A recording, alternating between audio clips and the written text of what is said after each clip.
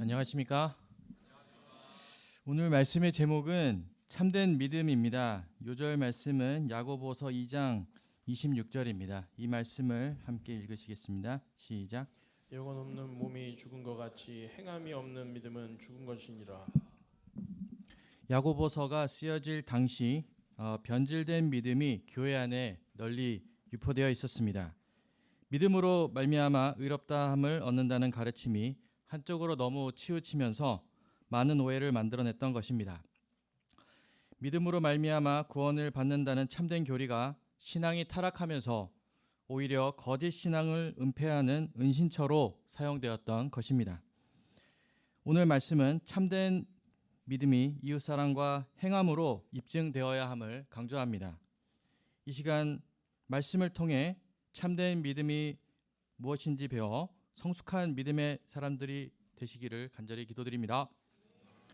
제1장 긍휼을 행하는 참된 믿음 1절부터 13절까지 말씀입니다. 1절을 보십시오. 먼저 야고보는 신자들을 영광의 주 곧 예수 그리스도에 대한 믿음을 가진 자라고 합니다. 예수님은 영광의 주시지만 볼품없는 모습으로 이 땅에 오셨습니다. 초라한 모습의 예수님이라도 믿음의 눈으로 볼 때 주님은 영광의 주님이십니다. 그런데 그들은 당시 성도들을 영광의 주를 믿는 영광스러운 형제들로 대하지 않고 사람을 차별하여 대했습니다. 차별하지 말라는 말씀은 옛 버전인 개역 한글판에서는 사람을 외모로 취하지 말라고 나옵니다. 외모로 취했다는 말은 사람을 빈부귀천에 따라 차별 대우했다는 말입니다. 2절과 3절 말씀에서는 차별의 구체적인 예가 나옵니다. 여기서 금가락지를 끼고 아름다운 옷을 입은 사람은 부자이면서 사회적인 지위가 높은 사람을 뜻합니다. 돈 있는 사람, 비싼 옷을 입은 사람, 지위가 있는 사람, 좋은 마차를 타고 다니는 사람들은 대우받고 돈 없고 빽 없고 지위가 없는 사람들은 대접을 받지 못했습니다. 이는 물질주의와 권위주의, 세상 가치관에 영향을 받았기 때문이었습니다. 초대교회에서는 신자들이 가난하였고 노예나 종 등 신분도 하층민이 많았습니다. 그래서 차별이 심했을 것 같은데 오히려 차별이 없었습니다. 초대교회의 신자들은 구원의 은혜가 분명했고 같은 주를 섬기는 한 가족이요 함께 부르심받은 신앙 공동체로서 분명한 정체성이 있었기 때문이었습니다. 그들은 서로 사랑하라는 주님의 명령에 복종하여 필요한 것이 있으면 나누고 도와주며 함께 사용하였습니다. 그리고 더 어려운 사람들을 구제하는 데 열심을 다했습니다. 그러나 그들의 믿음이 변질되면서 세상의 악영향을 받아 같은 신자들끼리 차별 대우하는 병폐가 생긴 것입니다. 4절을 보십시오. 이 말씀을 함께 읽으시겠습니다. 시작. 차별하며 악한 생각으로 판단하는 자가 되는 것이 아니냐. 너희끼리 곧 같은 신자들까지 차별 대우하며 외모로 사람을 판단하는 자는 악한 생각을 하는 자입니다. 하나님은 사람의 외모를 보지 않으십니다. 하나님은 중심을 보십니다. 5절 말씀을 보십시오. 하나님은 세상에서 가난한 자를 택하사 믿음에 부여하게 하십니다. 어려운 가운데서 더욱 하나님을 의지하고 사랑하는 자들에게 하나님 나라를 상속으로 받도록 축복하여 주십니다. 이들을 긍휼히 여기시고 도우십니다. 그런데 6절과 7절을 보십시오. 이 말씀도 함께 읽으시겠습니다. 시작.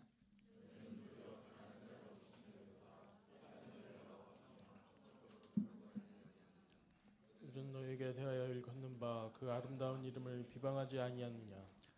여기에서 부자는 당시 모든 기득권 계층을 가리킵니다. 이들은 자신들이 가진 기득권을 남용하여 가난한 자들을 압제하였습니다. 우리 센터 목자님들은 안 그러시는데 이들은 채권 채무 관계를 맺고 있을 때 부자들은 가난한 자들을 더욱 무례하게 대했습니다. 그들은 가난한 자들을 법정에 세워 고소하거나 그들의 모든 권리를 박탈해버리고 노예로 삼기도 하였습니다. 무엇보다 그들은 종교적으로 핍박을 가함으로 예수님의 이름을 비방하는데 앞장서는 못된 자들이었습니다. 8절을 보십시오. 하나님께서는 내 이웃을 내 몸과 같이 사랑하라 명령하셨습니다. 예수님께서도 새 계명을 주노니 내가 너희를 사랑한 것 같이 너희도 서로 사랑하라 말씀하셨습니다. 또 하나님 사랑, 이웃 사랑을 말씀하시면서 이 두 계명이 온 율법과 선지자의 강령이라 말씀하셨습니다. 무엇의 가치는 그것에 얼마의 대가를 지불했는가에 따라 결정됩니다.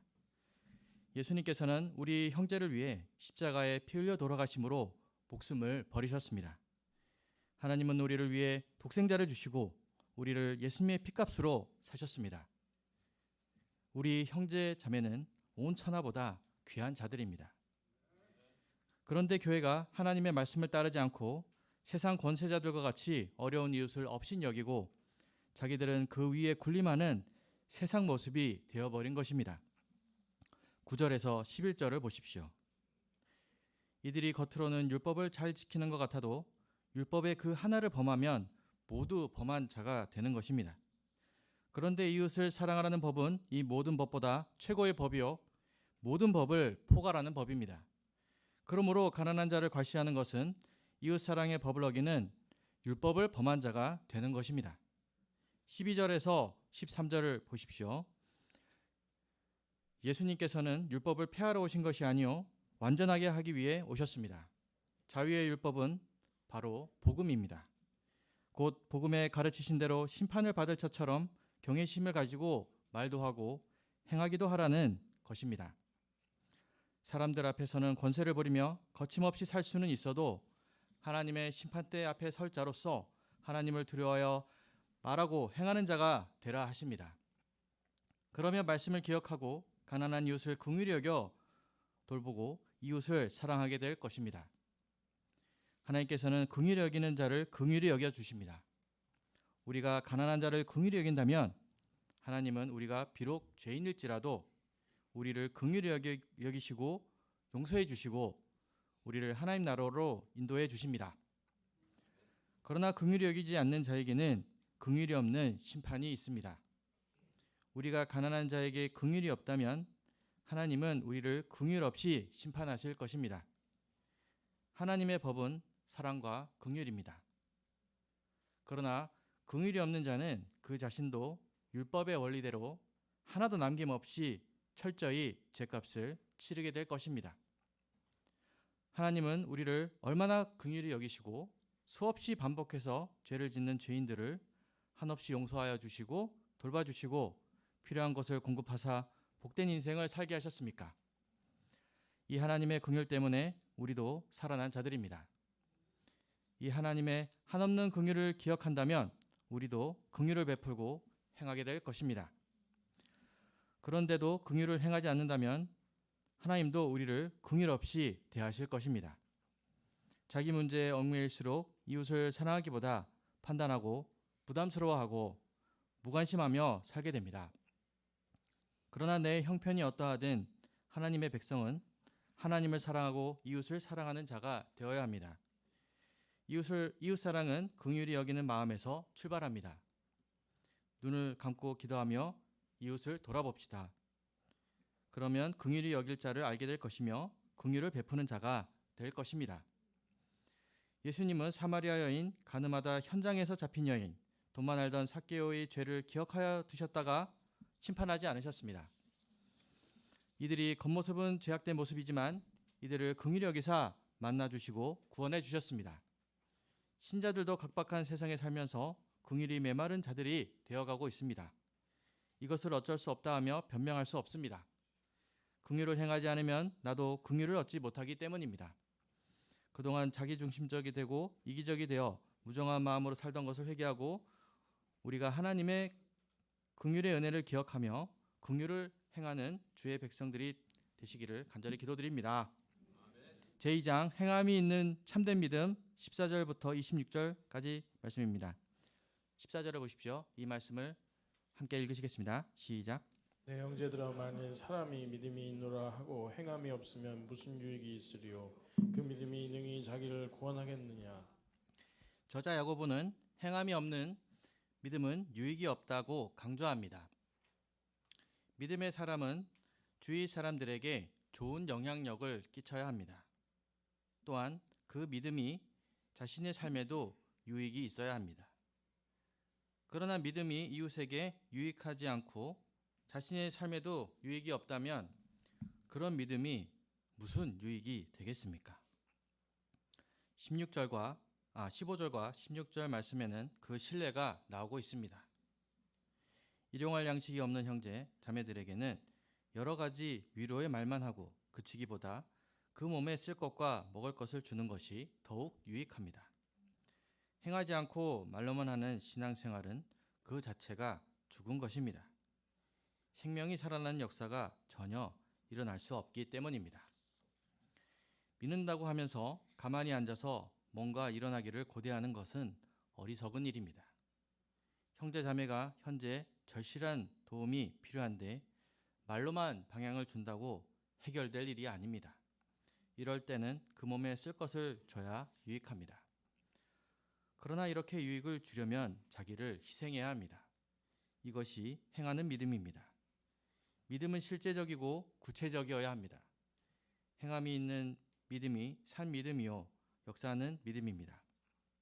18절 말씀을 다 함께 읽으시겠습니다. 시작. 너는 믿음이 있고 나는 행함이 있으니 행함이 없는 내 믿음을 내게 보이라. 나는 행함으로 내 믿음을 내게 보이리라 하느라. 행함이 없는 믿음이 보여질 수 없고 행함만 있다고 그 믿음이 보여지는 것도 아닙니다. 믿음과 행함이 따로 존재할 수 없습니다. 믿음은 행함으로 표현되는 것입니다. 19절에서는 행하지 않는 믿음은 곧 귀신 같은 믿음이라고 역설합니다. 이와 같이 행하지 않는 믿음은 아무 유익이 없고 죽은 것이요 허탄한 가짜 믿음인 것입니다. 이제 야고보는 아브라함과 라합의 믿음을 통해 믿음으로 행한다는 것이 무엇인지 설명해주고 있습니다. 21절을 보십시오. 우리 조상 아브라함이 그 아들 이삭을 제단에 바칠 때에 행함으로 의롭다 하심을 받은 것이 아니냐. 이는 아브라함이 믿음으로 의롭다함을 받았다는 로마서에서 바울의 주장과 상충되는 것처럼 보입니다. 그러나 이것은 결코 상충된 것이 아닙니다.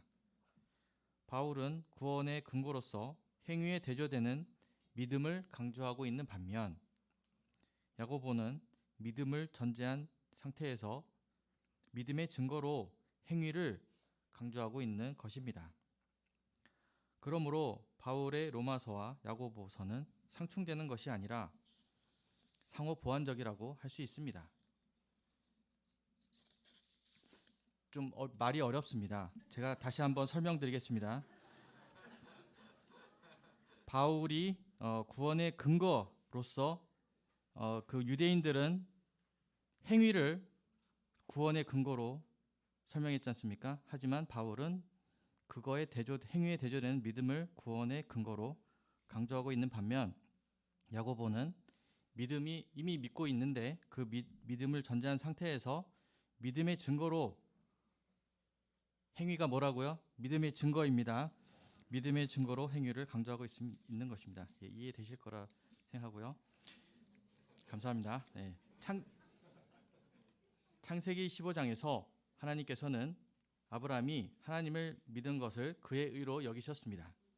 이 아브라함의 믿음은 창세기 22장에서 그가 독자 이삭을 제단에 바치는 것으로 하나님의 약속을 믿는 믿음의 사람인 것이 증명되었습니다. 만일 아브라함에게 하나님께 대한 믿음의 신뢰가 없었더라면 그는 이삭을 바치지 못했을 것입니다. 22절을 보십시오. 내가 보거니와 믿음이 그의 행함과 함께 일하고 행함으로 믿음이 온전하게 되었느니라. 이 말씀은 믿음과 행함은 서로 떨어질 수 없는 필연의 관계임을 보여줍니다. 23절을 보십시오. 이에 성경에 이른 바 아브라함이 하나님을 믿으니 이것을 의로 여기셨다는 말씀이 이루어졌고 그는 하나님의 벗이라 칭함을 받았나니. 이 말씀은 창세기 22장에서 이삭을 바치는 행위로 말미암아 창세기 15장 6절에서 의로 여기심을 받은 믿음이 이루어진 것으로서 누가 보더라도 확실히 증명되었음을 가리키는 것입니다. 곧 행위는 믿음의 증거라고 분명히 말할 수 있습니다. 하나님은 믿음의 사람 아브라함을 하나님의 벗으로까지 인정해 주셨습니다. 사도 야고보는 24절에서 아브라함의 참된 믿음에 대해 이로 보건대 사람이 행함으로 의롭다 하심을 받고 믿음으로만은 아니니라고 결론을 내립니다. 야고보는 참된 믿음의 예로서 아브라함과는 여러 면에서 다른 이방 여인 라합을 예로 들고 있습니다. 25절을 보십시오. 이 말씀도 함께 읽어주시겠습니다. 시작. 이와 같이 기생 라합이 사자들을 접대하여 다른 길로 나가게 할 때 행함으로 의롭다 하심을 받은 것이 아니냐. 라합은 가나안 사람이었으나 이스라엘 민족 가운데 역사하시는 상천하지의 하나님께 대한 소문을 듣고 하나님만이 신이요 참신이요 나머지는 거짓된 우상이라는 것을 알았습니다. 그러나 만일 라합이 위로는 하늘에서도 아래로는 땅에서도 하나님이시라는 지식만 있고 정탐꾼들을 영접하지 않았다면 그녀와 그녀의 가족은 여리고 성이 무너질 때 구원받지 못했을 것입니다. 그는 하나님을 믿고 하나님 편에 섰습니다. 이스라엘의 하나님이 구원의 하나님이심을 믿고 구체적으로 정탐꾼이 살아 돌아가도록 섬기는 의를 행함으로 여리고 성이 심판 때 구원을 받았습니다. 26절 말씀을 다 함께 읽으시겠습니다. 시작. 감사합니다. 이것이 야고보서 2장의 결론입니다. 우리 몸에서 영혼이 떠나면 시체가 됩니다. 마찬가지로 믿는다 하면서 행함이 없다면 그 믿음 역시 죽은 것, 즉 믿음이 아니라는 것입니다. 야고보서의 수신자는 믿음이 없는 사람들이 아니라 행함이 없는 가짜 믿음을 가지고 있으면서도 그것이 잘못된 것인지도 모르고 있는 사람들입니다. 그런 사람들에게 그들의 믿음이 행함이 없다면 사실은 믿음도 아니라는 것을 일깨워주고 있습니다. 그래서 지푸라기 서신이라는 오해를 감수해 가면서까지 행함과 믿음은 뗄래야 뗄 수 없고 행함이 없는 믿음은 죽은 것임을 반복적으로 일깨우고 있는 것입니다. 저는 이신칭의의 이 교리를 악용하여 학생 시절 자기가 하고 싶은 것은 하면서 센터에서 하라고 하는 것은 아무것도 하지 않았습니다. 언제부턴가는 심지어 소감도 쓰지 않았습니다. 하지만 예수님께서는 장사하라, 내 양을 먹이라 말씀하셨고 또 예수님의 가르침을 듣고 행하는 자가 반석 위에 집을 지은 지혜로운 사람이라고 말씀하셨습니다. 조금만 생각해보면 행함은 믿음과 떨어져 있는 것이 아닌데 헌신하고 싶지 않은 이기심 때문에 진리를 볼 수 있는 모든 눈이 가려지고 말았습니다. 그러나 죄인이 이렇게 십자가를 회피하고 자기 하고 싶은 일만 할 때 저는 학과 공부조차 스스로 감당할 수 없는 지경에 이르렀습니다. 하나님께서는 이런 죄인을 불쌍히 여기시고 로마서 특공대를 하면서 참된 믿음에 대해 가르쳐 주셨습니다. 로마서를 통해 이신칭의의 교리가 믿음으로 의롭게 된다고 해서 아무것도 하지 말라는 것이 아니라는 것을 깨우쳐 주셨습니다. 믿음으로 행하는 것은 내가 한 것이 아니요 오직 나와 함께 하신 하나님의 은혜로 된 것임을 고백하는 것입니다. 그러므로 믿음으로 의롭다 함을 얻은 사람의 행위는 그것이 구원의 조건으로서가 아니요 구원의 은혜에 감격하고 감사하여 섬기는 행위이므로 온전히 하나님 한 분께 영광 돌리게 되는 것이었습니다. 하나님께서는 죄인이 다시금 소감 쓰는 것을 시작으로 학생회 회장단을 맡으면서 점차 하나씩 십자가를 져나가는 법을 배우게 도와주셨습니다. 이렇게 자기 십자가를 질 때 신기하게도 학과 공부도 이전보다 더 능력 있게 감당해 나갈 수 있었습니다. 무엇보다 믿음으로 행할 때 하나님의 뜻을 이루어드린다는 기쁨이 제 심령 깊은 곳에서부터 흘러나왔습니다. 예전에는 잘 놀다가도 불현듯 내가 이래도 되나 싶을 정도로 허무감이나 불안감이 엄습하거나 했는데 믿음으로 행하고부터는 예수님의 재림을 준비하고 있어서 그런지 몰라도 거짓말처럼 그런 안 좋은 감정들이 사라지게 되었습니다. 비록 행함에 믿음으로 사는 삶의 어려움도 따르지만 그런 시련조차 예수님의 십자가 고난에 동참하는 것이기에 의미가 있습니다. 죄인이 계속해서 하나님께 온전히 영광 돌려드리는 가운데 캠퍼스 제자 양성 역사 섬겨나가기를 간절히 기도드립니다. 결론적으로 행함은 참된 믿음의 확실한 증거입니다. 행함과 믿음은 분리될 수 없는 동전의 양면과 같습니다.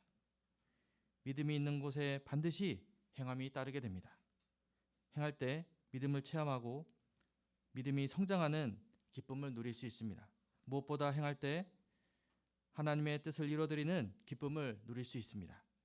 우리 모두 행함으로 나타나는 참된 믿음을 가지고 행하는 가운데 믿음을 체험하고 하나님의 뜻을 이루어드리는 살아있는 믿음이 충만한 한 해 되시기를 간절히 기도드립니다. 제가 기도하고 마치겠습니다.